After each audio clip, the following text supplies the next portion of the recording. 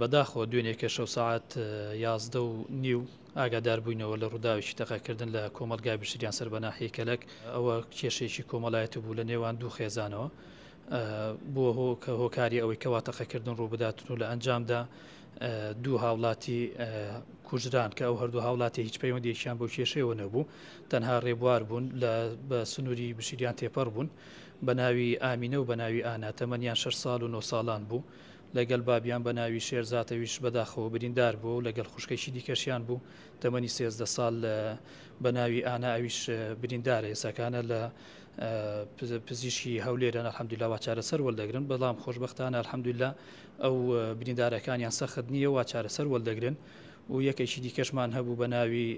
نەشوان ئەو هاتە بریندارکردن لەلایەنی یەکێک لەلایەنەکانی کەوا تەقەکەرەکان بوون بەڵێ تاوەکو ئێساکانە 4 نەفەر دەگیرکراون و ئەو ڕۆکەش ئێساکانش یەکێکی دیکەش دەگیرکرا ئەوە 5 نەفەر و ئەم وەکو بڵێ فەرمانی گرتنیشمان هەیە لە دادگای لێکۆڵینەوەی بەردەڕەش بۆ زیاتر تقریبان لە 5 کەسن ئەویش ئینشاءالله فەرمانی گرتنەکە جێبەجێ دەکرێت و هەمویان دێنەگرتنی ئینشاءالله سنووری مە سنووری عەشائیریە زۆر جا هەیە پانا دەباتە بەرچەک ئەو چەک و تەقەمەنیەش دەگەڕێتەوە بۆ ئەوەی کەوا بە ئاسانی لە بازار بەدەستی هاوڵاتی دەکەویتن لەبەر ئەوەیە خەڵکەکەی مە پانا زۆرتر دەباتن بۆ سەرچ